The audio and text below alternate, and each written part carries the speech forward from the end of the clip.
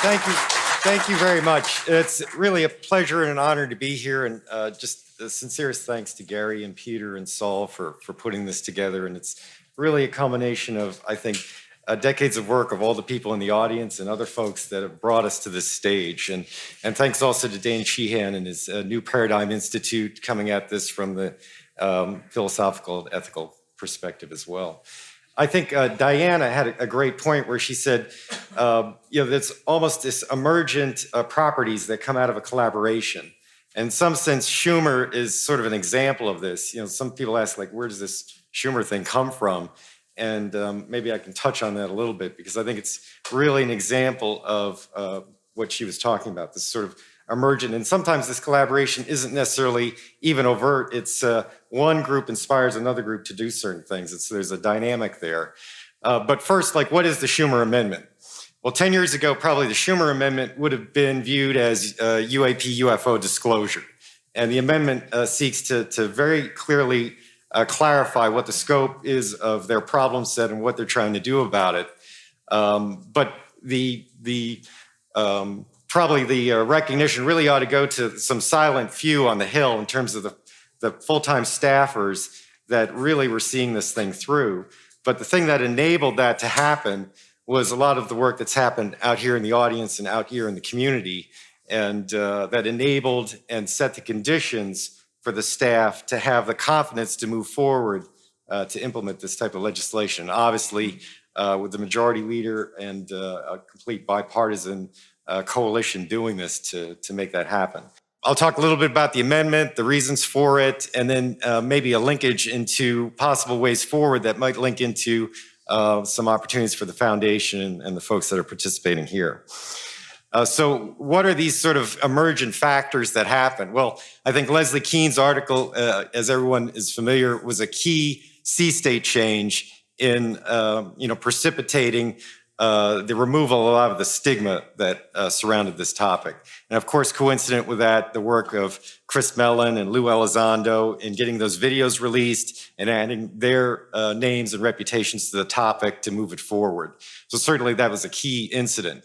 The next piece was, I would argue, the David Grush, Ryan Graves, David Fravor testimony before Congress, again, lowering the threshold of making this topic respectable and incentivizing some discussion about it. So you'll notice, if you look at the timeline there on the left, that the approval of the amendment was maybe a day after that hearing. So I don't think those are necessarily synchronized. The work for Shumer was going on in the background, but all these contributive factors were lowering that threshold for making this acceptable. So if you look at the folks that are actually supporting this, you got two folks on the SASC, you got two folks on the SISI, you've got complete bipartisanship, right? You've got Rounds and Shumer that are sponsors, but of course you've got Senator Gillibrand and Senator Rubio from the left and the right supporting it, and you've got Senator Heinrich and Young. And the other interesting takeaway from this is there's two people that are sponsoring this bill that are on the Gang of Eight. So the Gang of Eight was really a concept that got created out of the Church Commission when there was Intel oversight concerns back in the 60s and the 70s, where there were activities going on that Congress was not aware of and that were essentially illegal. And so there was a structure put in place such that certain key members of Congress would be legally entitled to hear about all information that pertained to the equities of Title 10 and Title 50. And so that created this concept of the Gang of Eight, which is the majority leader and the minority leader in the Senate, the speaker and the minority leader in the House, and then the ranking and chairs of each of the Intel committees.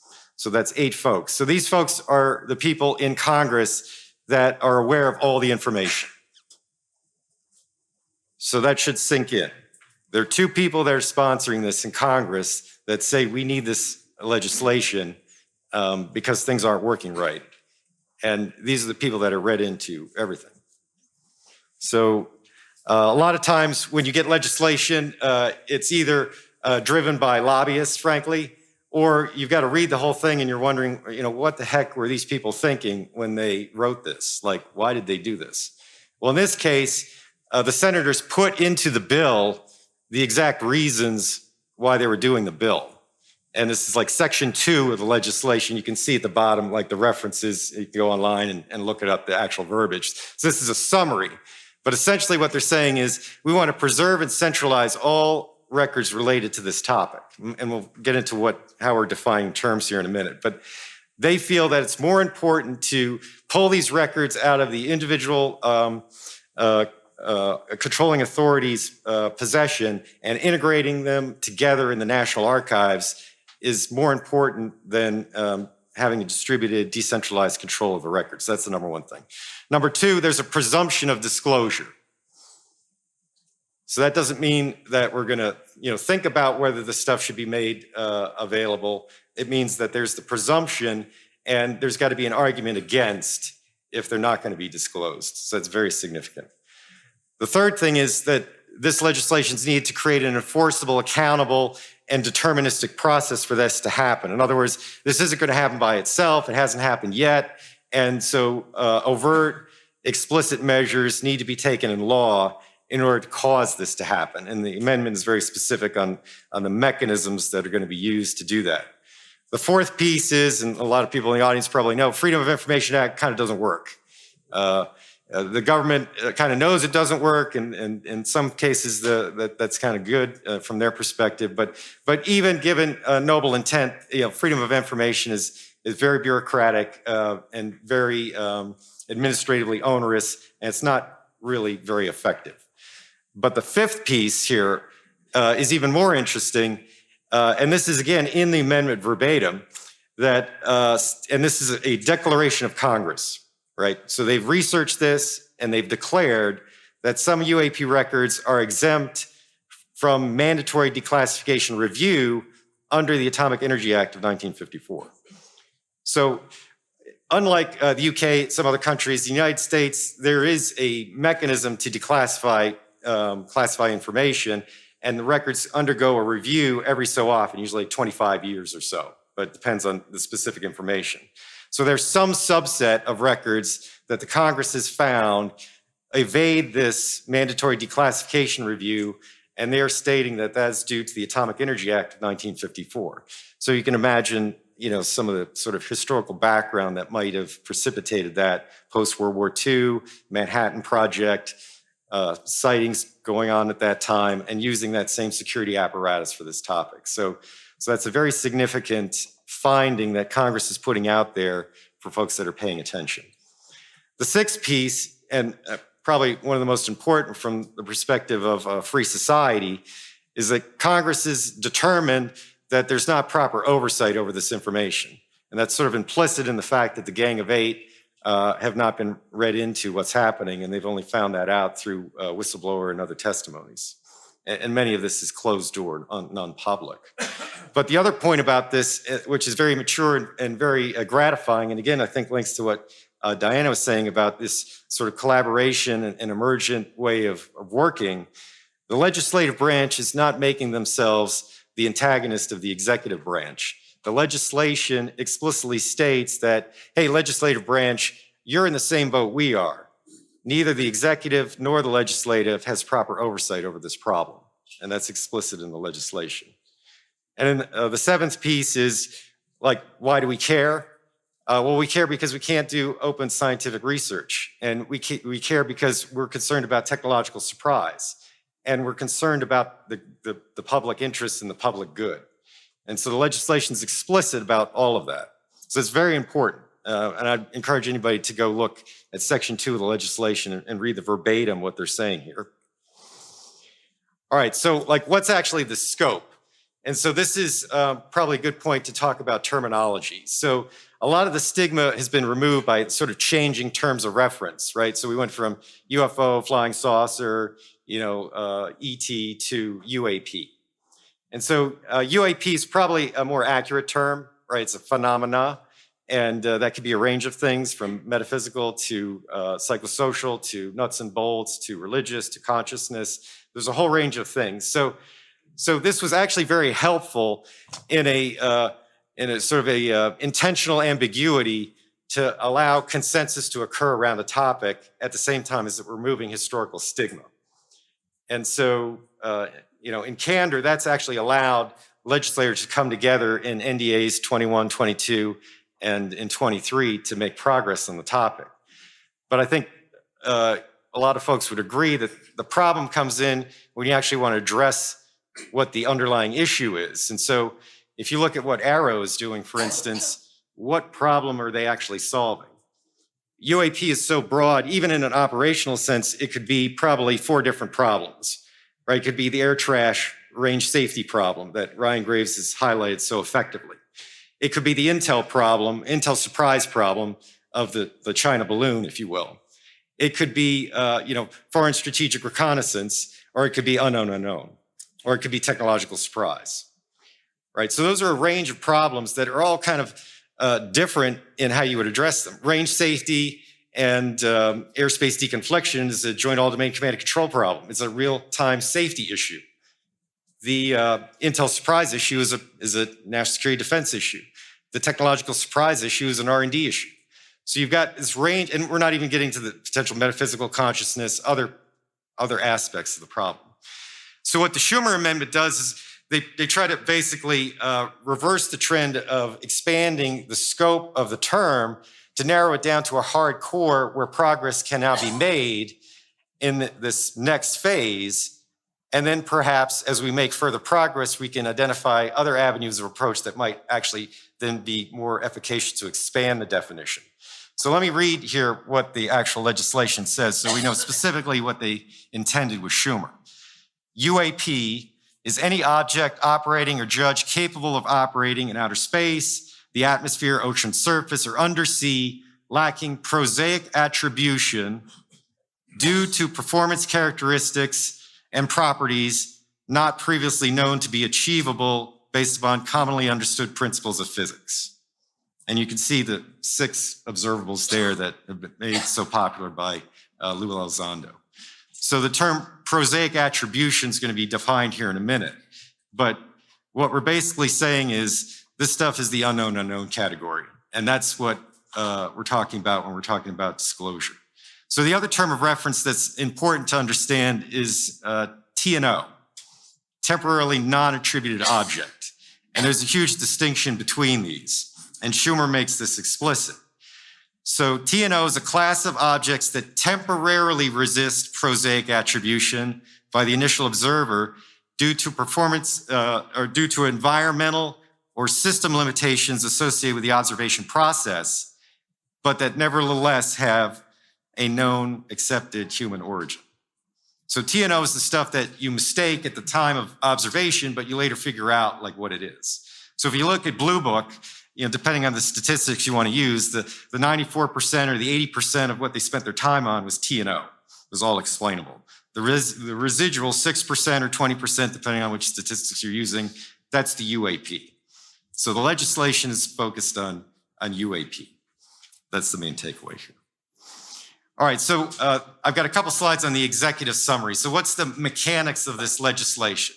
So we already said that we want to centralize the records. So where we centralize the records is in the National Archives. So the archivist has got a role in this process. But they're also owners of the records. There are people that generated the records, organizations in government, and there are people that happen to have records that they may not have generated. So these are called government offices. These government offices are obligated to identify and transmit these records to the archivist. They've got to identify which records are UAP records based on how the legislation's written, and they've got to transmit those to the archivist. And the legislation gives them 300 days to do this. So nobody necessarily trusts that that's going to happen. And I think Tim's talk, I think, outlined and highlighted perhaps the fact that the government isn't a monolith, right? You've got a lot of different opinions going on, a lot of different organizational dialectic and dynamics going on, and a lot of different agendas. And so, as we said earlier, there's got to be an enforceable and accountable process. So the central tenet of the Shumer Amendment is to create this UAP record review board. And so this is very much analogous to what was done in the JFK Assassination Records Act of 1992, where an independent board was set up to review those records. But this legislation differs from that in several significant ways. Number one, obviously the problems are different, right? So in that case, it was more of a retrospective and historical understanding, and there's a finite set of records. Our problem here, it's an ongoing problem. Records are continuing to be generated into the future, and there's this obvious technological surprise concern. There's an immediacy to this. So this records review board that's created is to consist of 9 folks, and we'll get into the composition of that. But that board's going to have certain authorities to review what these offices submit. So the going-in position is, if it's a UAP record, it's got to get disclosed. If the office doesn't want it disclosed, they got to make a case on why they don't want it disclosed. That case comes to the board, and the board adjudicates that and recommends to the president. The oversight for this board is held in the Senate Homeland Security and Government Accountability Committee and in the House Oversight Committee, Committee on Oversight and Government Affairs. Let's see, what else? Okay, so the other part of this is, unlike JFK, there's the issue of materials. And so there's a couple other terms of art in here, TUO and NHI. People are somewhat familiar with those, perhaps. Non-human intelligence, so biological evidence of non-human intelligence that's been talked about in open hearings, and technology of unknown origin. So the Shumer Amendment directs the federal government to exercise eminent domain over those, and then this board is to adjudicate whether the stuff actually is TUO and NHI and whether it should be postponed or disclosed. And we'll get into some of the ramifications of that in a minute. So how's this board going to do this? They're going to develop a plan. And this is a big difference from the JFK legislation. So this plan for all records that they deem need to be postponed for whatever reason has got to indicate a benchmark-driven process with specified occurrences and timeframes for downgrading, review, and declassification for everything that's postponed.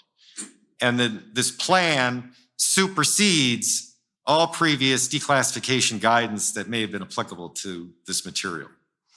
That's extremely important. That's different than the JFK. The JFK was basically like, should we postpone or not? Okay, and then it gets kicked down the road if they say postpone. Shumer basically says, if you're postponing, you got to tell me exactly what you got to do to release it in a benchmark-driven plan. And then this plan basically becomes the declassification guidance going forward. Now, the point is that the president ultimately has the sole and non-delegable authority. So Congress can't impinge upon, presidential executive authority. So the president makes the ultimate decision based on these recommendations, but once the recommendation's made, they're either immediately disclosed or it's postponed, as we said, or put into, and the decision's put into the Federal Register within 14 days. So the president has to provide a reason to the board on what his decision is, both classified and unclassified. The unclassified reason gets published publicly within 14 days. The other point here is that all the records are to be disclosed within 25 years of the date of creation, unless the president deems otherwise. And Congress has appropriated or authorized the appropriation of 20 million to do this. All right, so I've got to kind of move a little faster here. So these are terms of reference in the legislation. So non-human intelligence, at least 18 times cited in there. Any sentient, intelligent, non-human life form, regardless of nature or ultimate origin, that may be presumed responsible for UAP, based on the earlier definition, or of which the federal government has become aware. Legacy program, all federal, state, local government, commercial industry, academic, private sector endeavors to collect, exploit, reverse engineer, TUO, or biological evidence of NHI. Prosaic attribution, you remember this was in both of those terms, UAP and TNO. Prosaic attribution, having a human, either foreign or domestic origin. So UAP is non-human, TNO, human. Technology of unknown origin, this is very important for the eminent domain clause. Any material or metamaterial, ejecta, crash debris, mechanisms, machinery, equipment, assemblies or sub-assemblies, engineering models or processes, damaged or intact aerospace vehicles, or damaged or intact ocean surface or undersea craft associated with UAP or incorporating science and technology lacking prosaic attribution or known means of human manufacture. So that's what eminent domain applies to. It's reasonably specific, I would say. So this is the board. So there are 9 members of the board. 7 of those positions are specified explicitly: executive director, national security official, foreign service official, scientist, economist, professional historian, sociologist. How are these determined? They were determined to align with the instruments of national power. So historically, the instruments of national power are diplomatic, military, and economic. There was a revision of that over time that added information into that. They created this concept called dime.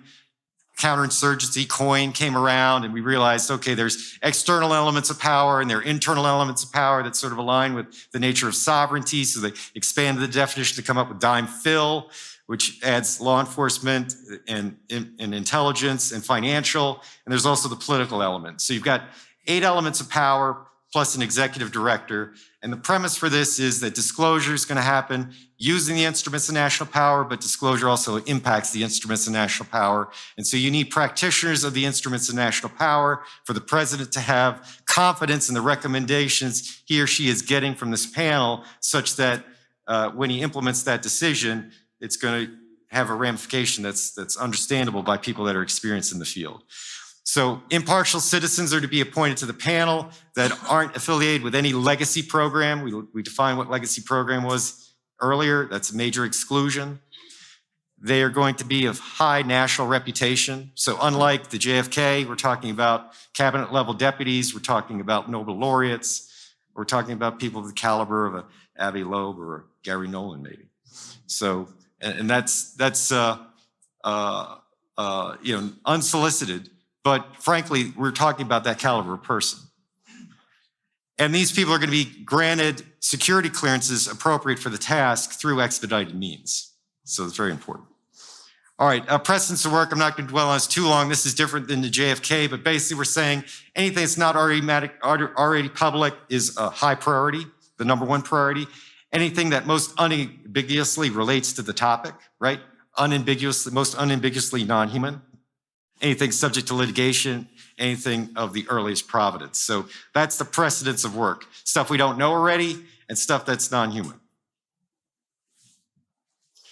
Eminent domain. So maybe we'll have some discussion after this. I want to kind of keep going through here, but there are legal pros and cons. Obviously, if you got an aversion to eminent domain, you probably had an aversion to this part of the statute. But the point here is the government wants to restore oversight and control of the material so it can make better progress scientifically on this. And so the challenge is, does that affect intellectual property rights? And the way the legislation is written is it does not, because any IP created out of the material is retained by the owner. All right, terms of reference, disclosure. So the point here is there's a difference between controlled disclosure and catastrophic disclosure. Controlled disclosure is using the campaign plan. Catastrophic disclosure, I think, was what was alluded to in the prior discussion, where all the information is just dumped out there by an adversary or non-human intelligence to create societal disruption. All right, so this is an important slide because if we want to facilitate this board doing its work, then the barriers that impede that need to be lowered.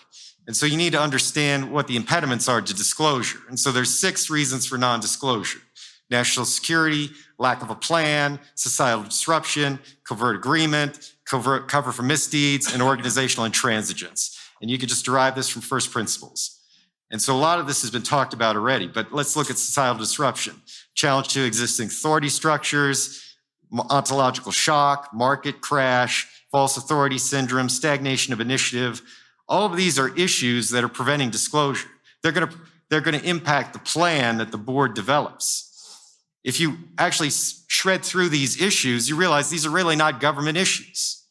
These issues are more effectively solved in the private sector, in the academic sector, in legal reviews and policy discussions, in the natural sciences. So this tees up the opportunity for SOL Foundation and the members here to contribute to the solution of this plan, because there's a linkage here. So there needs to be a campaign plan to synchronize all this, I would argue. DOD's big into plans. So a campaign plan is like a plan about a plan. It's a meta plan, right? So that means like cost schedule performance is really not part of your campaign plan. It's just sort of like, this is the direction we want to go. These are the ends, ways, and means that we want to use. And this is like the kind of shared consensus of what we're trying to do. And the shared consensus I would submit is we want proper oversight because we've got a government that's run by elected officials, and ultimately they're accountable to the public. And they've already recognized that they don't have the appropriate oversight. So we want to get oversight. And we want to get disclosure, but we want to get it through a controlled process. We want to get it in a way that doesn't create this societal collapse, like Eric Klein talked about in 1177 BC, the system collapse of all the ancient societies. This is the order of the potential concern that might be happening here. And then the third piece is, what do we want to do about this problem? Well, we've got to actually address the scientific, technical, ethical, legal, religious aspects of this, and more people need to be involved if we're going to make that progress. So this is the obligatory DOD type of campaign plan chart. So, we've had phase one. We've completed phase one. I would argue phase one ends when we get Shumer. And so it says, demonstrate UAP existence by, January of 24. And you're like, oh, that's crazy. That's never going to happen. It's probably won't happen in my lifetime. I'm saying that already happened. The Gang of Eight just said that we need this legislation and they don't have proper oversight. So disclosure is a process, it's not an event, and it's going to stair step across these phases. So phase two is where academia, I think, comes in. And then ultimately we get to the wider public. And so we see like October 2030 is maybe the pivot point when this board sunsets. 7 years for the board to do its job. But in order to facilitate the board doing its job, this philosophical investigation, line of effort B, scientific investigation, line of effort C, and private sector investigation, line of effort D, is where we can all contribute to facilitating and lowering that potential barrier. And so I've got maybe a minute or two. I'm going to just jump through a couple ideas that I've got for each of these lines of effort, if we might do that. So this is the government line of effort. Pass Shumer, grant legal amnesty, centralize the data, create a Manhattan Project to address this area, sponsor National Science Foundation grants, charter an NIE, National Intel Estimate, to assess the public-private positions of every country with this topic and where they are with it, and use that to tee up a United Nations Summit or World Congress on developing new norms of behavior in this context, right? So that would be line of effort A. What about line of effort B, the humanities? I think we need a sociological model for analyzing the societal impact for disclosure and then developing mitigation strategies a priori to address that. Now, some people think that may be less of a concern or more of a concern. It's kind of irrelevant. Like, it's an unknown right now. But we need a plan to address it to lower that concern. Codify the laws of ethics in an environment where we might have a hierarchy of being, where everyone isn't necessarily having equal competitive potential. It's essentially translating our special relativity version of ethics to a general relativity version of ethics, where you've got the problem of a more advanced civilization coming in and disrupting a less advanced civilization. It's the same issue with AI or colonialism or non-human intelligence. All right, I don't have much time here, so we'll just go quick. Natural sciences, this was talked about extensively. We need, one of the immediate areas that we can make progress is the material science arena. Gary talked about it, he recommended this area, and it's definitely the case. Developing theoretical as well as practical methods to analyze metamaterials. And let's get to the point where we can actually talk about utilizing 339 isotopes and engineering materials out of that instead of the 118 elements that we've been sort of limited to. Let's see. The other part here that might be relevant is, why don't we actually get a canonical data set? I think Whitley actually asked this question, like, what's it take to make this data respectable to science and use this data set of cases and develop the canonical, temporal, geospatial, and ontological range of distributions on what we're seeing here. And then do that in a way that actually is citable scientifically in papers so that we can build on work that's previously been done. There's a huge amount of work that Jacques and others have done, but it doesn't seem to be cited in the literature, and perhaps because that we haven't constructed the data set sufficient for it to be amenable for citation. So, and then we got to develop tipping and queuing methodologies for that. And then the private sector, we need to war game the business utility of forming consortiums to actually look at this material if the government was actually going to make it available, codify precedents and legal standards for determining intellectual property rights over the material, analyzing economic incentives and the impact to the economy if new energy sources were developed, and advocating, as Gary has just talked about, collaboration amongst these nonprofit and private sector. And so just in summary, I'd like to say, disclosure is not a process, but the way to make progress is probably the way Diana outlined, which is this collaborative emergent interaction that creates more than the sum of the individual parts, which I think is what actually created and allowed Shumer to happen. It's a government first problem in the sense that the government has more and better information than everybody else, but that doesn't mean that everybody else has got to sit on the sidelines. The impediments to disclosure are really things that can be solved in the private sector, and it's a whole society problem. And I think it involves the humanities, the natural sciences, and everything that the foundation appears to be focusing on. So hopefully I didn't run over too long. I appreciate the opportunity to chat and welcome any questions.